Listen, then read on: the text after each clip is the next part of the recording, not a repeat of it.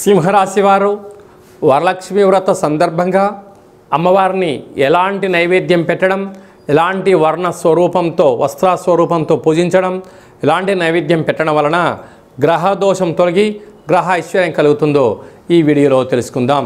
సింహరాశిలో ఏ ఏ నక్షత్రాలు వస్తాయి అనగా మఖా నక్షత్రంలోని 4 పాదాలు, పుబ్బా నక్షత్రంలోని 4 పాదాలు, ఉత్తరా నక్షత్రంలో 1 పాదం కలిపితే సింహరాశి.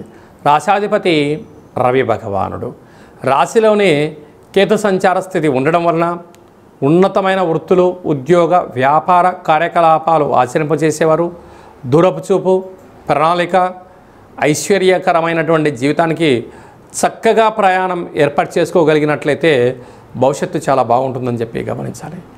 ఏడాది తర్వాత కుజభగవానుడు 2వ స్థానంలో సంచారము చేయడం వలన కుజదోష ప్రభావం కారణం వలన